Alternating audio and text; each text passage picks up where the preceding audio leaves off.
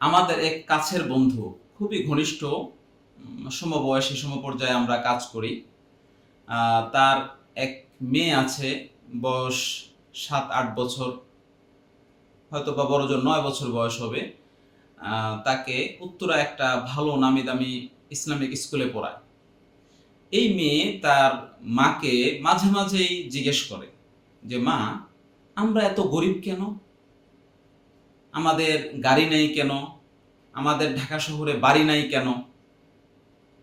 এই ধরনের প্রশ্ন তার মাকে হরহামেশা, এই বাচ্চাটা হরহামেশা তার মাকে এই ধরনের প্রশ্ন করে। তো এই বন্ধু একদিন এসে আমাকে বলছে যে, আসলে ভাই, বিষয়টি তো খুব বিব্রতকর অবস্থা, এই বিষয়টি কিভাবে কি করা যায়? তো আমি তাকে জানতে চাইলাম যে বাচ্চাটা কেন বলে এই কথাটা, তাকে কি কখনো জিজ্ঞেস করেছেন বা জানতে চেয়েছেন? পরে বলতেছে যে, হ্যাঁ, আমি জানার চেষ্টা করেছি এবং ব্যাপারটা এরকম হয়েছে যে স্কুলটা বেশ ভালো নামি দামি স্কুল, যথেষ্ট ভালো পরিবারের এলিট শ্রেণীর গার্জিয়ানরা সেখানে বাচ্চা পড়ায়।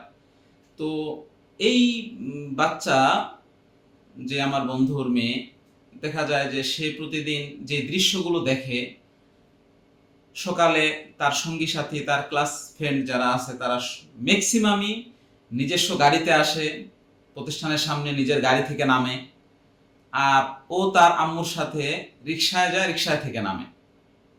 টিফিনের সময় তার বন্ধু বান্ধব হিউজ পরিমাণে চকলেটের বক্স বা বিভিন্ন কিছু নিয়ে এসে দামি দামি চকলেট নিজে খাচ্ছে, অন্য 10 জনকে বিলি করছে। কিন্তু সে হয়তো বা তার এবার ক্যাপাবিলিটি অনুযায়ী, তার ক্যাপাসিটি অনুযায়ী সুন্দর নাস্তা দিচ্ছে, সে সেটা খাচ্ছে। কিন্তু এই যে এই ধরনের একটি, দুটি, তিনটি বিষয় যেগুলো তাকে প্রশ্নবিদ্ধ করছে, যে অন্যরা নিজস্ব গাড়ি থেকে নামছে, তারা বলতেছে আমাকে ড্রাইভার দিয়ে গেছে, বা এরকম কোনো গল্প তার সঙ্গী সাথীরা করছে। এরপরে তার নাস্তার সময়ের ঘটনা, এই ধরনের আরো ছোটখাটো 2-4টা ঘটনা ঘটছে। তো এই কারণে এই ছোট বাচ্চা তার মাকে বারবার বলছে যে, আমরা গরিব কেন? এখানে একটি বিষয় দেখেন, আসলে আমি আমার যে বন্ধুটার কথা বলছি, উনি যে অর্থনৈতিকভাবে একদম উইক, একদমই চলতে পারে না, ব্যাপারটা এরকম না। মোটামুটি চলছে, আলহামদুলিল্লাহ, খারাপ না। তবে এখানে যে ঘটনাটি ঘটেছে আমার দৃষ্টিতে, আমার কাছে মনে হয় সেটি হলো, আমরা অনেক সময় করি কি, আমি আমার সন্তানকে অনেক ভালো রাখবো, অনেক ভালো খাওয়াবো, ভালো পড়াবো, এই চিন্তা করতে গিয়ে আমার লেভেলটাকে ছাপিয়ে আমার লেভেলের উপরে কোনো পরিবেশে, কোনো প্রতিষ্ঠানে আমার বাচ্চাকে ভর্তি করাই। হয়তোবা আমার নিয়ত ভালো ছিল, আমার মনের বাসনাও ভালো, ইচ্ছা শক্তিও খারাপ ছিল না, যে ইনশাল্লাহ পারবো, অসুবিধা নেই। কিন্তু পারিপার্শ্বিক এনভায়রনমেন্ট আমার বাচ্চাকে বুঝিয়েছে যে তুমি এই পরিবেশের উপযুক্ত না।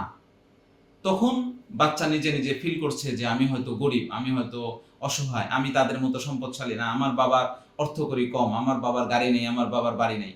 তো আমরা যদি আমাদের স্ট্যাটাসটা ফলো করতাম, আমাদের লেভেলটা রক্ষা করতাম, হয়তো আমার সন্তান এই ভুল মেসেজ পেত না। বিষয়টি যদি আপনার কাছে মনে হয় যে গুরুত্বপূর্ণ, যতটুকু সম্ভব নিজে সতর্ক থাকা দরকার, বা এই ধরনের কেউ যদি কোনো সিদ্ধান্ত নেয় কাছাকাছি বলার মতো, তাহলে তাকে সতর্ক করতে পারেন, আমাদের বাচ্চাদের কাছে যেন ভুল সংবাদ, ভুল মেসেজ না যায়। ধন্যবাদ সকলকে। আসসালামু আলাইকুম।